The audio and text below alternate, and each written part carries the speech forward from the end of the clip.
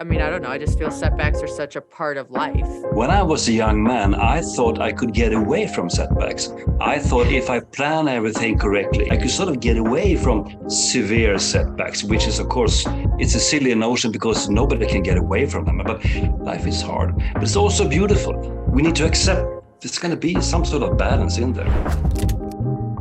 Today, I have my friend Thomas Erikson with us. You probably know him as the Surrounded by Idiots author, surrounded by narcissists, surrounded by bad bosses, surrounded by setbacks, surrounded by psychopaths.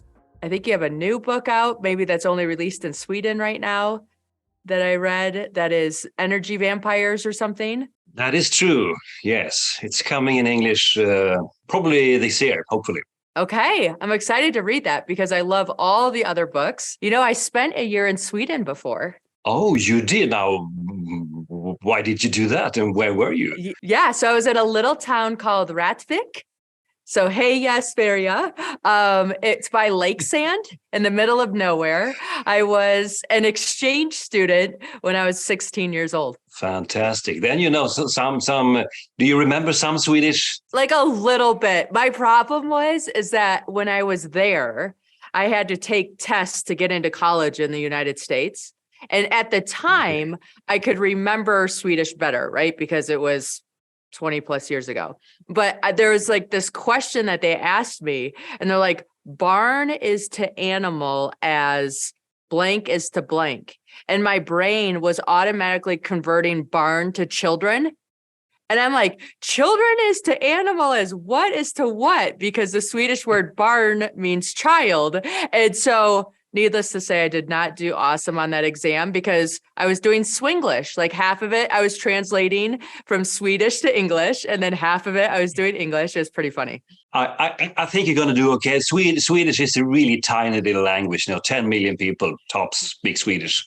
So you're not in big trouble if you don't follow. And most Swedes speak English, so it's hard to learn Swedish in Sweden, to be honest. A lot of people say that. Oh, yeah. Yeah, no, everybody wants to speak English to you when they hear you talking. And then you're like, okay, well, my Swedish is never going to improve. But what a beautiful country. And I know you say that all countries have all the colors, right? Red, yellow, blue, green, which we'll talk about what all those mean in a minute. But I swear Swedes are full of a ton of greens. Like they're just the nicest, supporting, easiest going people. That is painfully true. I'm impressed you actually figured that out. It is the case. Swedes are, in general, kind, friendly, conflict avert. We sort of close our fist in our pocket and say everything is fine. Grinding at it. No, there is not a problem here. No. But you can see it in our faces. But we have to be friends. We have to get along. So we pretend as much as we can. That is the Swedish way. Actually, I love it. Okay, so I wore red today because I'm a red. Okay. And I took your test on your website to make sure that I had stuff that we could relate to. I'm a 95 red, a 90 yellow, and then whatever's left over was blue. Okay. I'm not a green at all. No green. Well, what do you want me to say? Well, you can't have all the colors all the time, but you could probably pretend to be green if you wanted to. You probably don't want to do that because, as I just said, greens are about, politeness, caring, sharing, and so on. Maybe not extremely action-oriented, to be honest. They're good at other stuff. But, you're an action-oriented person, I can tell that. As you can see, I have a blue jacket on. That is also a bit of a clue, but it's not the whole truth. I am equally red and blue myself. And then I have quite a lot of yellow and also no green. No green. I'm kind of un-Swedish that way. No. So let's move along. Yeah. Okay, so let's tell all of our listeners like the basics of the colors since we're talking about them. There's 4 colors. It's based off the disc system. And I love that you turned it to colors because I could never remember all the vowels or letters that I was before. So go into those details for us because you know it better than anybody. Exactly. Well, you already laid the foundation, Jan, there. It's based on a disc, and the colors is there for a pedagogical reasons. It's easier to remember red and yellow behavior than instead of saying high D over an I with a low C, or if you use the Myers-Briggs, an ENTJ personality, or sorry, ENTP, ITP. Okay, well, there you go. Can't remember Yeah. red and yellow. It's so much easier. The reds are the dominant ones, the action-oriented, fast-forward thinkers, a kind of entrepreneurial risk takers, not afraid of conflicts at all. They speak their mind, basically, and they're result-oriented, goal-focused, extremely goal-focused. We need to get to the top of the mountain. Pun intended, actually. The yellow ones are also action-oriented, but more people related, so to speak. So they are sort of a bit smoother than the red ones. They are always smiling, they have the sunny faces, and they're very positive, very open-minded. They like new stuff, and they're very creative. These are the people who solve problems you haven't even heard of, who ask the questions nobody's asking, but they sort of, they are out there and the sun is always shining. And even if you point out it's actually kind of gray, I think it's raining. Yeah. But the sun is always shining somewhere. That's the kind of the yellow mindset. And then you have the greens, relation oriented as the yellows, but introvert. The yellows are extroverted. The greens are introvert. So they are much calmer, much more a little bit to themselves, more low-key personalities, but very friendly, very helpful, very extremely good team players. These are the ones that you can sort of lean on to when things get rough, because they will be there standing strong, not talking a lot, but they are either. They are the grinders, if you know what I mean. But they don't like conflicts. They don't like changes. Changes are, why change things? It's so good as it is. Well, maybe it didn't work at all, but you know what it is, at least, it was better. It was better before. That kind of mentality. And then you have the blue ones. It's the introverted, task-oriented individual. And then you get yourself an engineer, or maybe a brain surgeon, an accountant for sure.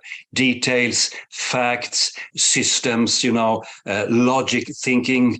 Every time you suggest anything, they will say, okay, but why? What's the background? What's the backstory to this? Do you have some proof? Where are the proofs? If you hand them over a manual, well, do you have it in the original language? But you don't speak German. I can learn. There has been some irritating translational errors. So you have these 4 basic types, which, of course, you can mix. As you mentioned yourself, you are red and yellow, and I am red and blue. And that's kind of the game. People say to me, well, Thomas, there has to be more than 4 types of people, right? Well, of course, you can combine them algorithmically. I think it's 19,500 ways, to be honest. So, but these are the basics. What started you down the path of going down? Because you used to be a thriller writer. And then this book you decided to write. And yeah, like how did that pivot happen for you? There's actually a couple of stories behind that, but why I started looking into human behavior whatsoever was because I ended up in a ditch when I was 24. I got my first managing position at the age of 24, and I was a poor manager. My God, I was terrible. Everything they came to me with, I said, well, fix it. Well, what about this? Well, fix it. Well, how about that? Well, fix it. So just don't bother me. I'm busy managing things over here. Don't come to me with problems. And it was horrible. I was really, really bad, really bad. I feel sorry for these people, even though it's more than 30 years back in time. I had to go to my boss's boss, 2 levels up, and say to him, take me out, just end the pain for everybody. Send me in some other direction because I don't know what I'm doing. And he said, you better stay put, Sonny, because your boss is even worse than you. He is not even here. So I was completely lost. And then the HR department called me up and said afterwards, I managed to leave that office. It was a bank office, a local bank office at the time. And the HR department called me up and they said, how about making a personality test? Fancy some self-awareness? What do you think? And I said, okay, I'm up for it. I'm willing to learn, of course. And I went up there and I filled in the form and I answered 24 questions times 2, I think it was. And they gave me a little book, 20 pages, a little book about me. And I started to read it. And within 5 minutes, I realized the problem. And I asked the HR woman, I said, is this how people see me when they meet me? Mm-hmm. She said, want to talk about it? And I said, I better do that because it was a mess. I had no idea this is how people perceive me when I met them. I didn't have a clue. I was 24. It's my only excuse. So I started learning already there, actually. Right. So you made a book about it, but the book was a lot of setbacks in the beginning, right? Like you had a hard time finding a publisher, but you were so convinced of the material that you were able to continue forward, or like, was that ever disheartening and saying, okay, maybe this isn't worth publishing, or how did you stay with it? I had published 6 thrillers, 6 crime novels, and they have been translated into 6 or 7 languages. I was fairly successful, let's call it. And so I thought, well, a book about communication styles and behaviors, of course they want to have that one as well. So I went to my publisher and said, hey, how about this idea? It's a book about communication, about how people interact, or why there are so many conflicts, and it's going to be called Surrounded by Idiots, and I tried to sell it to them and I showed them the cover. It's my own design, the cover, and they looked at me like I was the idiot, and they said, that's a stupid title, people are going to get mad, and it's an ugly cover. Forget about the whole idea. Just forget about it. So I went shopping for all the publishing houses here in Sweden, and I got turned down, I don't know, 40 times. Most people said I was the idiot. I have never been terribly good at taking advice when I feel something strong within me. You feel something, you can't really explain what it is. But I said to myself, I have to make this book. So I wrote it while commuting back and forth to different kinds of assignments as a management consultant. Took me a year on the train and in cars and on planes and such. So finally, I had to publish it myself. I have to finance all of it myself. I had no budget, no marketing, no nothing. I drove around with boxes in the back of my car, forcing the books upon people. And they looked at it and said, what is idiots? What is this? No, it's about people not being idiots. And it took me a year to get it into the airports, and then boom, off it went. So, and the rest is history. It was a struggle, I have to say. Yeah, but look what came from it, right? I mean, that was your mountain, is getting it to that point, and then it took off. It's amazing. It's great material. I read it and it made me realize, I don't know if it was from one of the books or one of the talks that I heard you give, but I gave my kids a report card to give on me, right? I have 7 little people that I'm responsible for. And I said, okay, mom's a red and a yellow. So I gave everybody, I'm like, I want you to just be honest and give me feedback and tell me what you think, and make sure that I'm not coming across as this bulldozer and not giving you a place to kind of grow and show up. And it was mind blowing, right? I'm like, oh, I know who my green is. I know who my blue is. And just being able to understand their perception of me to make sure that I'm being the best mom that I can be was like a super helpful exercise that I credit to you for giving me the idea. Thank you. I'm happy. I'm happy to hear that. I mean, the concept that I am trying to explain in the book, it's not so difficult to wrap your head around it in general, but still to use it in your daily life is something else. Millions of people have read the book. It's published in 48 languages, which is totally mind-blowing. And people send me emails from all over the world saying, hey, I'm yellow or I'm blue, and my husband is so strange because he's not like me. And, all these stories. I got an email this morning from Azerbaijan. Can you imagine? I had to look it up on the map. Azerbaijan. Yeah. I found the British version. But the thing is to actually use it and then put it in work. like in your example now, not everybody does that. A lot of people say, yeah, this is really interesting. It was fascinating. And maybe they've heard me give a lecture or some talk somewhere. But going from the theory into the action, that's something else. As you know, in theory, there's no difference between theory and reality. But in reality, there is, right? And so I'm happy to hear those kind of examples, as you just mentioned, that you actually used it for something really good. I was giving a lecture in Berlin, in Germany. When was it? Half a year ago, in an old cinema.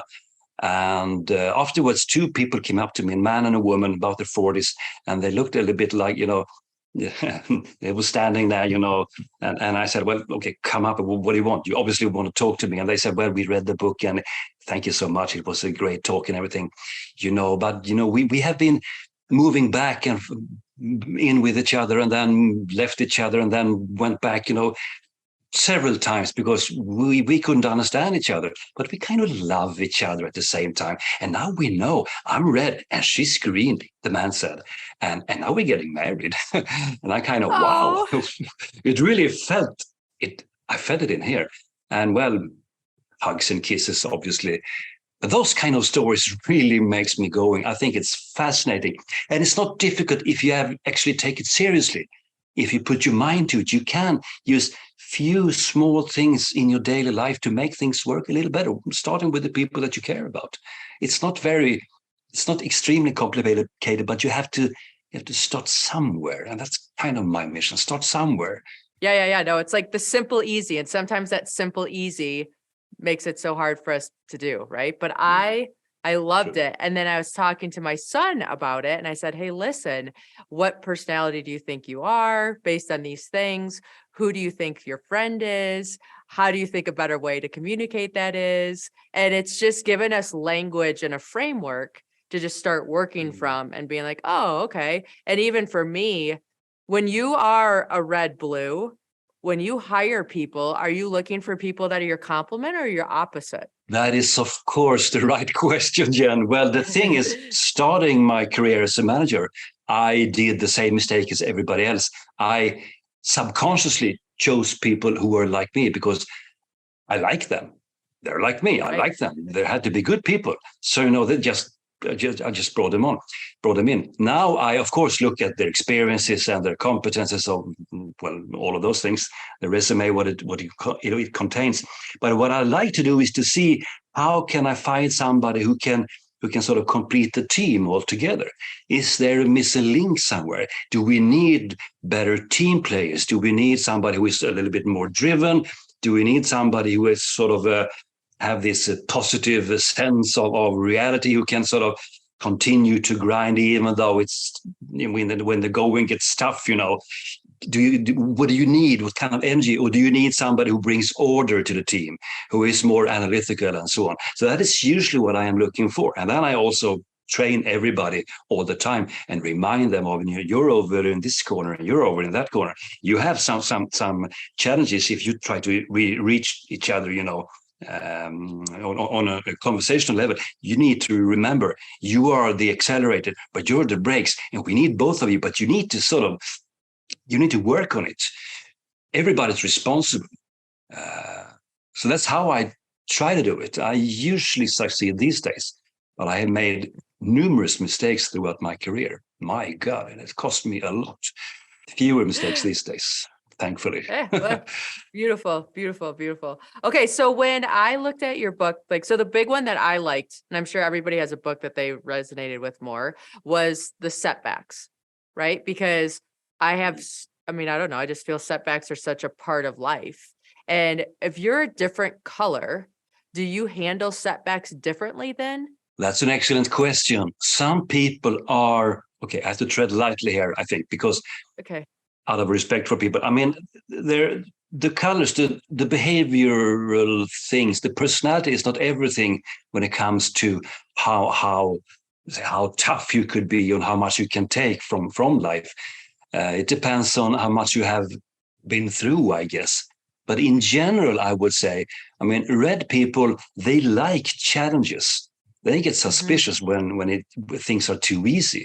They need challenges. They need to roll up their sleeves and say, okay, let's do this. Because if they can't, I mean, they're at their best when it's really, really hard out there. You know, the wind is blowing and everybody's yelling. Then they really thrive because it's their element. Yellow people can also be really good at this, but they talk more than they act, to be honest. They go from, I mean, when a red person goes from thought to action, the yellow person goes from thought to talk, to speech, let's say, using a lot of words. So they usually talk a lot about what they should be doing instead of actually go away and do it. And yellow people need allies, as they are relation oriented. They have a harder time to make it on their own because they need a team with them. They need their friends and their supporters, if you know what I mean. And without that, it could be hard when it comes to setbacks. Green people are probably, I would say, please, everybody who listens to this, it is a generalization. I understand that. I'm totally aware of it. But green people, they don't maybe have the fighting spirit that I would like to see in them, because they thrive when they can foresee what's coming. They don't like challenges that come. I mean, they don't like surprises. They don't like changes. They don't like it when they don't have the closest gang around them, you know. So when things get rough, they get kind of confused. So they need to act in a group, in the team. They need a whole team to move at the same time, which is kind of tricky. It works in an organization, but if a green person is on his or her own, it might not be as easy as for, let's say, a red person who is sort of just leaving the sofa and just gets up and do something. Let's do something. Anything is better than doing nothing, right? Right. Yes. And the blue ones, they're going to plan themselves out of the problem. Probably they're going to make up plans. They're going to, fill their Excel sheets with details and numbers and see what's the best way out of this. Of course, if it's something family related, it's a bit of a challenge because blue people aren't people oriented. They are more task oriented. They are logical thinkers. Emotions, they are not emotionless.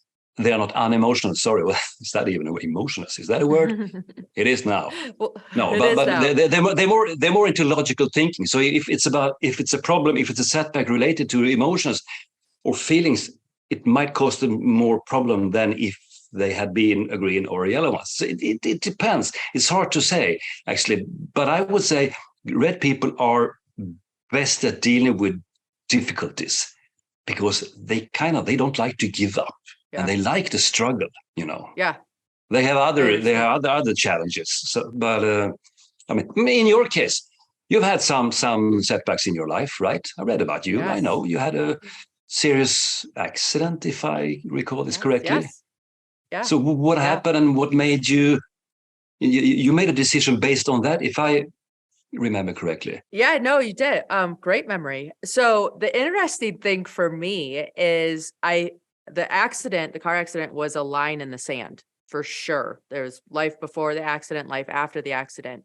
I would say that I would have held my red and yellow personality a lot tighter prior to the car accident. Once the car accident happened, I'm still wearing those colors, but it's almost like they're looser or they're further away from the core being of who I am. And I have more space to play and to be curious and to operate, if that makes any sense at all. It just gave me like a broader perspective of everything. Like, oh, this is how I look at things, or this is how I'm taking in this situation. I'm unique. You're unique. My way's not right. Your way's not wrong. It's just different. Where I would say before the car accident, it was, we're going to this point, hell or high water, no matter what, this is where I'm going. Get on the bus or you're staying at this station. I don't care. And then after the car accident, it was, oh, that's kind of cool that you have a different way of doing it or a different perspective. I guess I can wait maybe 5 minutes for you to get into the car and then we can continue on and we can go together because it's more fun as a group. And maybe it's not so much the destination, but the journey. And so I'd say the car accident had a huge shift for me there. And The fun thing about knowing the colors that give you just kind of a operating system to come home to is when I look at my kids having setbacks, and I just say this because that's like my life right now is raising children. It's Mm. it's nice to be able to say, like, oh, they need, like, one of mine that's a red, I can just let him go. Like, that's not an area that he needs a ton of support and love in, right? But when I have one of my yellow, I mean, I have 7, so I have every color that you have up there, okay? And when I look at that, I'm like, oh, he's struggling. Maybe if I sit next to him and do his homework, then he'll, like, it's funny just being next to one of them. They have that energy of me being there that allows them to push through a couple more problems, right? Or the other child who can't have any noises or any sounds, or someone's chewing loud while they're eating their snack, and so he can't focus. Like, I gave him like a little cubby and said, okay, here's your cubby. Come out in 15 minutes and tell me how you're doing, and we'll go from there. And I think whether you're raising a family, you're building an empire, you're climbing a mountain, just recognizing, like, hey, when things get hard, this is what my response is, but this is what other people's response is. How can I maybe step out of my extreme red and help out in this circumstance? Because I'm definitely one of those people who's like, we're just going to go and figure it out as we go.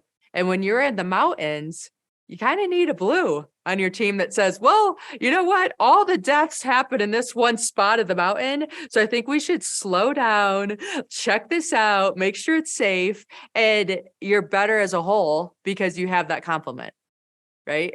It's just been, I don't know, it's been kind of fun to look at things. Yes, I mean, it's fascinating. Setbacks are fascinating in a way because when I was a young man, I thought I could get away from setbacks. I thought if I plan everything correctly, if I made cautious steps and I took precautions over here and over there and everything, I could sort of get away from severe setbacks, which is, of course, kind of, it's a silly notion because nobody can get away from them. But what scares me a little bit, what scares me, that's a strong word, but maybe what bothers me a little bit is that there are a generation growing up now who thinks that they can be happy all the time. Life's going to be smooth and fun and soft and joyful and everything all the time, but it isn't. All generations before them have learned that there will be setbacks, there will be problems and challenges and horrors and disasters, and that's just the way it is. I think that is what that book is about. If you have read that one as well, you can't get away. You need to find your own way to deal with it, and there the colors can help you. A red person can learn how to use his or her sort of wild energy in the right way, to sort of aim at the right direction and do something productive instead of just running around and yelling at everybody else. And the yellow people can learn how to quit talking and start to acting it because they have the action in them. And the green ones can say, okay, if I go over there and get help from him or her, maybe I'll be quicker back on track again. And the blue ones, they can actually plan themselves into the next decade, which is, of course, not always good. But I think we all have sort of, I think the greatest understanding is that there will be, as I said, there will be setbacks. It's not about what happens, and I'm not the man behind this phrase. It's not what happens that counts, it's what you do about it. We heard that for many, many times, but we need to hear it again. It's what you do about it.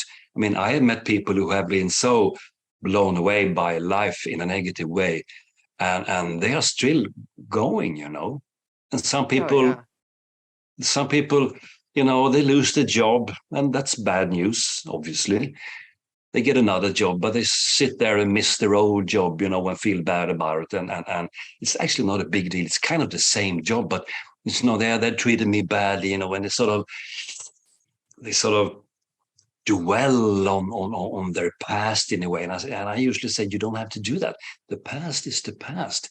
Look into the future. Yeah, but you know, it was really bad back over there, you know. And I think that's bad. We need to learn how to, still 2022, people don't know how to look at themselves in a way that makes, well, let's say, the right things happen. When you can actually observe yourself and realize, I am a part of this problem.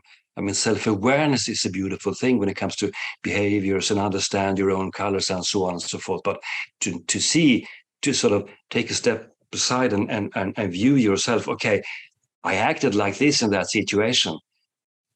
Do I realize that wasn't good at all? It's my own bad. I made it happen.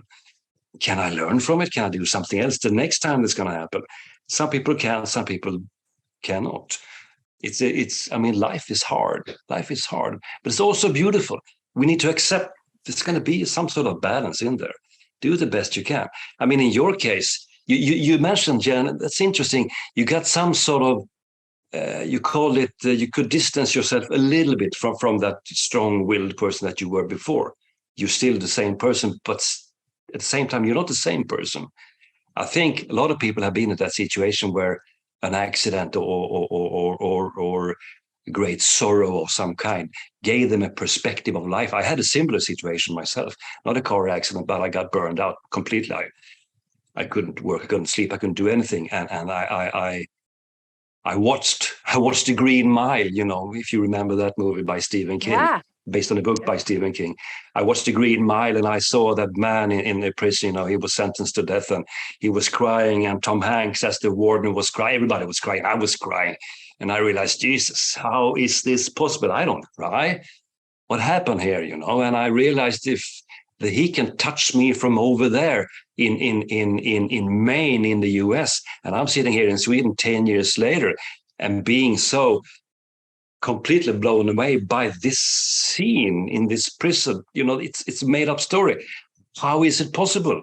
And I remember I said to myself, I want to touch people like that. I want to sort of reach out. I want to reach people like this and sort of shake them a little bit, you know, make them react and make them feel something. And then I realized, after a while, I'm in the exact right spot to do that. I had a job as a management consultant. I was coaching people, but I was doing it, you know, not by heart. I was doing it by invoicing, maybe. I don't know.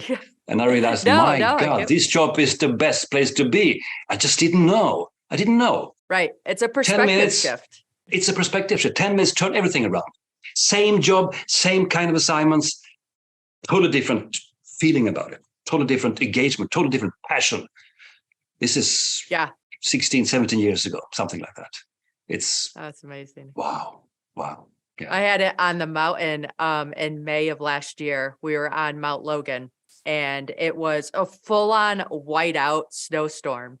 And I was wearing pink lenses in my goggles. And so to me, I'm like, this is like cotton candy land. There's fluffy cotton candy blowing everywhere. Like, how fun is this? I'm like, I love being out in the wilderness. And like, I love the alone time. I love Mother Nature. And then we had our alarms go off because you get lost in the moment and you forget to eat. And then you struggle hours later. So the alarm went off. So it's time to eat. So we all stop. And then I had to adjust my goggles and I moved them. And it was a gray, horrible, blizzardy mess. And I'm like, has it been like this the whole time? And they all look at me like, yeah, where have you been? I'm like, my goggles, you guys, I thought we were like this cotton candy, like Candyland land. You have no idea. And they said, well, put those back on because we got 4 hours more of this terrible stuff. And it was one of those moments where like I use that story on speed dial all the time now. And I'm like, am I wearing my pink lenses or am I just dealing with what it is? And it's not to say you're distorting reality. You're just finding a way to have fun in whatever's showing up. Right. And I guess it kind of comes back to the car accident again for me from a standpoint of like, that car accident reminded me like, okay, death's going to happen. Like death's happening. We don't have a choice. We have a choice in how we live, but we don't have a choice in when we leave. And so all of a sudden, knowing that death was going to happen, it gave me all this permission to make mistakes and to be goofy and to try something and not be good at it and to do things that I was like, I don't know who I was performing for before, but I felt like I was maybe in this performance personality. And the accident was like, who cares? Who cares what everybody else thinks? Like, how do you feel? What does it feel like inside to you? And what is that truth? And how do you bring that truth forward no matter what? And So yeah, Mama Seven starts climbing extreme mountains and people are like, what is wrong with you? And to me, I'm like, just like you brought your book to life, I need to show my kids that this earth is a playground. And we have all these different things that we get to experience and see and do. And with my setbacks now being visual for them, right? They see mom not wanting to eat healthy or not wanting to train or not wanting to do things. And so when they don't want to do their math homework or go to ski racing or things like that, I'm like, guess what? It's what we do, whether we want to do it or not, whether we're scared or not, we still have to move forward. And it's just been a huge shift because we're kind of in the trenches together, doing our own little thing. And I think that's been really fun. But that perspective thing's big. Such a powerful story. Put on the pink goggles again. Please put them on. That's Yes. hilarious. But I have to ask you, if I may, Yeah. why climb mountains? Of all things you could actually get yourself into. You didn't climb, you weren't a climber before, but you started mountaineering afterwards. Of all things you could possibly do, why that? I have to know. Yeah. So, okay, I did do a mountain in Jackson Hole. Okay. That was called the Grand Teton. And when I went on that adventure, we did it in a day. So it was like a 17-hour day up and down this mountain. And there was so many times that I wanted to say no, or I'm done, or forget it. This is silly. And then you get to the top and you are like, oh my God, I made it. All the times that my brain said no, I still went, and look where I am.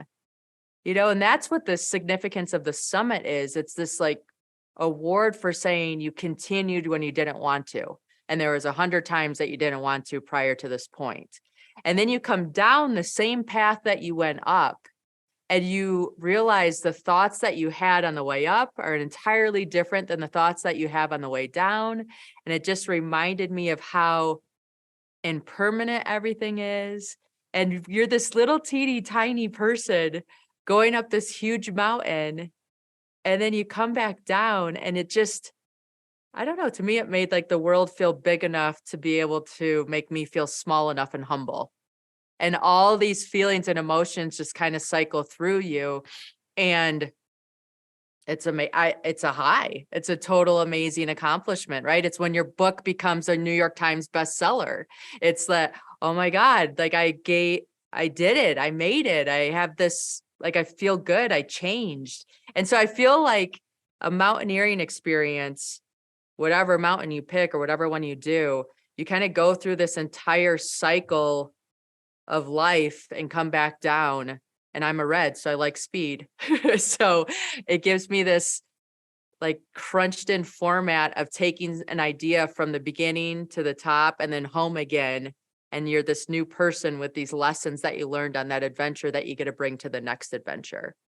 And so on my 40, I was turning 40 in 2020, and I was looking for something significant to do for my 40th. And I decided to climb a mountain called Ama Dablam in Nepal because that's what somebody had recommended to me. And, it's COVID going on here in the United States. And so my son is doing his math homework, and I'm like, we do hard things. You got this. And he looks at me and he's like, if we do hard things, why are you climbing Mount Everest? Who's even heard of this? I'm a dumb blonde mountain. I'm like, Ama Dablam. Okay, first of all. And then it was one of those things where I'm like, I don't even know why I didn't consider Everest, but let's look at it. And then when we started researching it, we all got excited, and I'm like, I'm going to do Everest. Let's go. And then that adventure just unfolded on so many levels. It's when you say yes to something that sets your heart on fire, the world supports you. Like it really does. Like the kids' school got involved. I had the town involved. I did calls from base camp to answer questions from the kids. We talked about goal setting and where you went to the bathroom on the mountain and what you ate. And, like all the fun stuff that made the goal. It wasn't even the goal anymore. It was just to share the experience and share stories with others. And it was magic. I would never dare doing that. I have a couple of friends when I was quite young. They got a gift card from someone. I don't remember the full story now, but it made them do parachuting once from a plane. And afterwards, we didn't see them anymore because every weekend they were out parachuting. And they said, well, the thrill, it's you have to try to have. No way, Jose, I'm not going near any of those planes. That's scary and horrible. No, they have to do the thrill, the kick, the passion. It's your brain and your thoughts and your mind. You could die because maybe it doesn't work this time. And I said, that's why you stay on the ground, And when I'm getting older and older, I feel a bit envious to people who dare doing these things because I understand on an intellectual level, I understand the highs, the thrills. I understand all of it.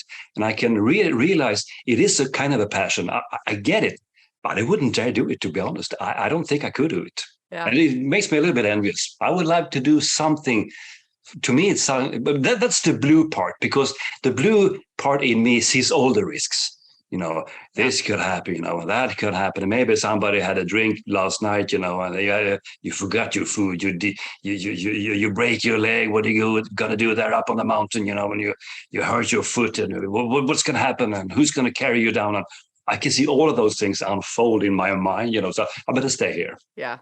Well, and unique for me is that I've probably almost died twice in my life, for sure.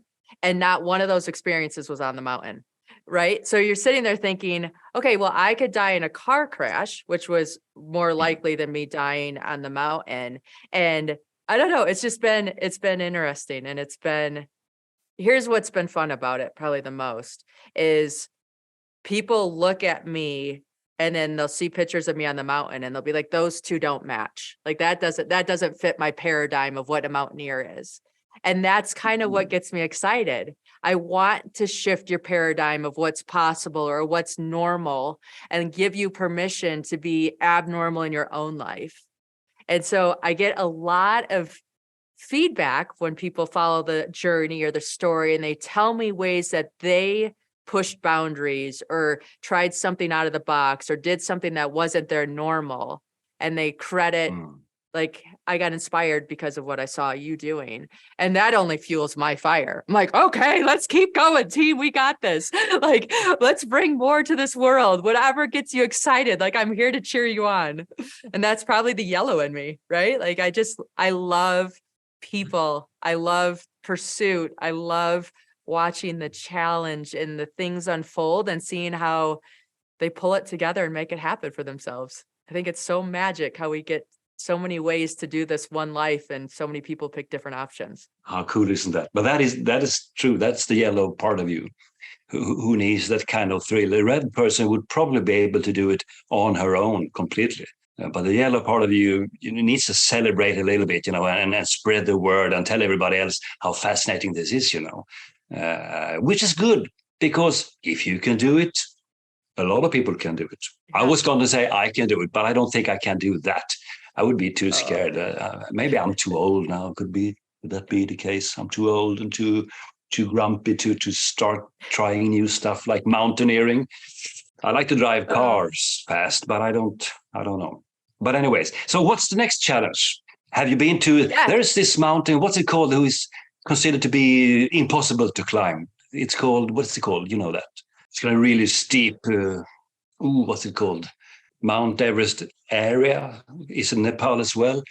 What's it? Is it K2? K2. That's a mountain. Yes, K2 is the hard one. I did K2 this summer. Yeah. You did K2 this summer? Well, of course you did. Why wouldn't you? Yeah. Well, I'm trying. I'm impressed. No. Yeah, so K2, I will be honest, okay?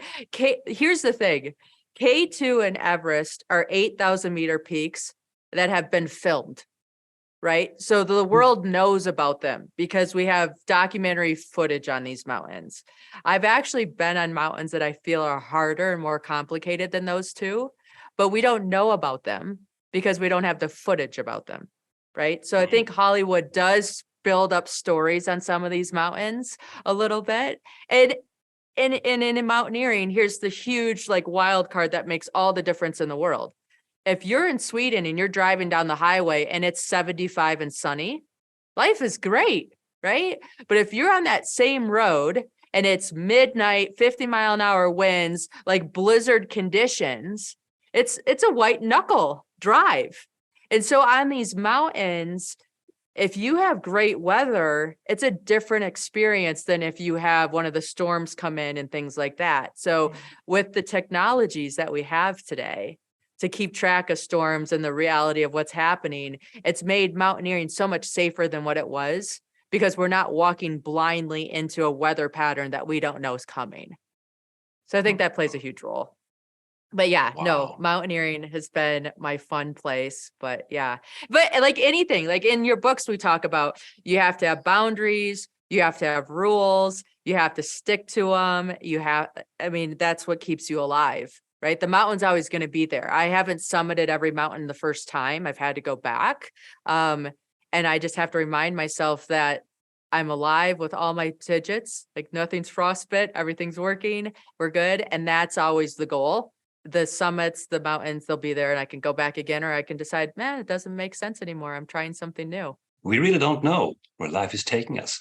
Well, that's the cool thing. You never know. But if you're open-minded, which is mostly a yellow trait, by the way, open-mindedness, say, hey, let's try it. What is it? You know, everything new, novelty is fascinating for yellow people, not for blues, not for greens, but for the yellows. Well, most reds, but mostly the yellows. Let's try it out. What is it? You know, they love it. Yeah. But look what you've done with, okay, you moved from thrillers, then you got into human behavior, and then you even took that further and said, okay, like let's look at psychopaths, which is a fascinating read of yours, because I had no idea that they can't change. And I'm grateful that I know, because it gives me permission to say like, oh, stay over there. We'll talk to you later. And then you get into like the narcissism, you get into all these little areas in a little more depth. That was a totally different path than what you started on. So that has to be somewhat of a yellow. That is true. That is true. When it comes to the psychopath, that's my wife's idea, basically. She said, you have to write about psychopaths, because I ran into a couple of psychopaths after I had published Surrounded by Idiots. I ran into some really strange people. Long story short, I was stalked and it was completely crazy. It's a very long, complicated story. And she said, you need to check these psychopaths out. And I did some research and I realized they are not Hannibal Lecters. Well, some are, but most of them are not. Most of them look like you and I do, and they talk basically like you and I, but they don't think like you and I think. They have a completely different roadmap to success. And that was really fascinating and super scary, really, really scary to realize that there are more psychopaths than I knew. The tabloids usually scare people and say, well, is your boss a psychopath? You know, and I usually said to myself, well, probably not. But there are some certainty that there are a couple of percentage of the population in the industrialized world where we have the data who are clinical psychopaths, born like those people. They can't change at all. There's nothing you can do about it. Nothing. It's just nature's way of saying, well, what does nature really want to tell us with these people? I don't know. Human hyenas. It's weird, but it's fascinating, and I have actually done some help when it comes to organizational stuff, organizational suffering from psychopathic behaviors, cleaning things up afterwards more than once, and it's that's hard work, dealing with the people who have suffered from manipulation games for years and years to come, and that's really, really bad. And I get a lot of emails from that book. Maybe I get even more emails because of that book than from the Idiots book. A lot of people send me, and those emails are always long. Could be, 3 pages. The story. This is my life story. This is my life story. This happened to me and that happened to me. It's 30 lost years. What should I do now? And that actually, well, those stories makes you think. Makes you ponder your own reality, and makes you feel grateful for what you have, to be honest, because people are suffering in silence in many more ways than we can imagine, to be honest. And I'm not talking about, wars or conflicts or those things, well, that too, but the psychological abuse that psychopaths can do to people. I mean, if there are 2% of psychopaths, that makes it, Sweden is a small country, 200,000 psychopaths here in Sweden. There's only 10 million Swedes, tiny little country. In the States, you got 1 million psychopaths. They are somewhere, and they're usually not in prison. And they are doing things, and they are manipulating people, and they are fooling people, and they are trying to get ahead, by using all the bad moves they can come up with. And they don't care. They just don't care. I mean, this knowledge, that actually explained to me why the world looks like it does sometimes. Why so many bad things are happening. Because some things that happens around us, it's unexplainable. Why did he do that? What was he thinking? Well, he just didn't care because he had these traits. Okay, different story. But I'm kind of proud about that book, actually, because the research was hard. It took me 2 years to write it, but I'm happy I did because I learned. I woke up a little bit also. I'm not as naive anymore. I kind of miss the naive part of myself. And I realized world is a tough place. No, that book I feel sometimes we need to share those stories because it gives us permission. I don't know. Like so many of us hold on to so much hope for people. And when you read that book, you realize, hey, I'm not a rehab center, or my life doesn't need to be spent trying to shift some people that maybe are not able to be shift. And it's a permission slip to say, hey, if you run into this person, you can turn the other way. Like your life is worth getting away and out of this person's way. And I feel like the narcissist book did a lot of that too, right? It just said, hey, listen, you're going to run into a narcissist. Here's how you handle them. Here's how you set boundaries. Here's how you get off the phone or turn away or whatever, because you need to protect yourself. Like you have this one magic life to live. Look out for these people that might derail your efforts. And those books were so valuable because it's a permission slip, if nothing else. What's next on your docket for writing? I appreciate it. Well, what's next? The Energy Vampire thing, that's actually an order from my American publisher at St. Martin's. They said, how about Energy Vampires? Could you write about that? Which I did. And as I mentioned earlier, it's coming in. It has been translated, and I haven't got a date yet for the publishing. But it's going to be out there, hopefully this summer. Cross my fingers. It's not a promise. I hope that. The next topic I'm working on, I don't know if I can say anything about it, but it's going to be about something that actually we are surrounded by for real. I mean, we are not surrounded by idiots or psychopaths or narcissists. But the next topic is going to be something really tricky and complicated that we actually are surrounded by. You're teasing us. I'm teasing you. I'm experimenting. It's related to lies. Okay. Why do we lie? Why is it so hard to tell the truth, and so on? I'm not sure what it's going to be like, but I'm working on it as we speak. So yeah. Oh, I'm excited about that one, because I bet that plays into different colors as well, right? Like where the intent and the strategy and all of it. Yes. That is true. And then I have to view myself in the mirror as well, because we all lie, right? I mean, I lie, you lie. We said, that's a white lie. I had to help him out, sort of protecting him from the nasty truth. Well, where do you draw the line? This is complicated. This is demanding me to do some introspection, which is dangerous. You can lose yourself if you go too deep into introspection. So I'm treading lightly here to see where it's going to take me. We'll see what's going to happen. Okay, for now, and then all future books that you have coming out, is it best to go to your website, check you on Instagram, LinkedIn? What's your favorite way of connecting with people? Well, I am on all these platforms. I'm on Facebook and on Instagram and LinkedIn. I'm unfortunately not good at social media, which my poor little gang of followers probably can tell. There's a website where I tell people what I do. I mean, I work with the analysis tools, the assessment tools. I work with online courses, and I give lectures. COVID killed the traveling part of my career a little bit. So now I haven't left Europe yet after the lockdowns. So we'll see what's going to happen. Hopefully, I will end up in the States not too long from today. All my books are on Amazon. What can I tell you? It's give me feedback. People can reach out to me and tell me what they think. I love to get feedback from all over the place. I love the feedback.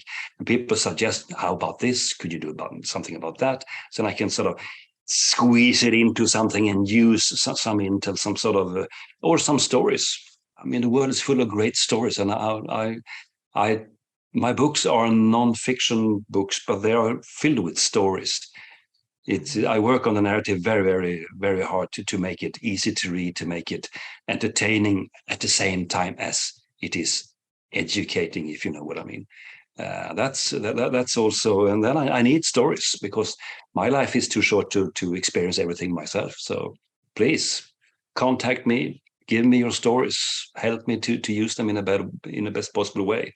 That would be really beneficial for all of us, hopefully. A lot of stories are really worth spreading. No, and I went on your website and I loved the assessment tool. I took it, super easy, comes into your email, take it, and then you get the results back.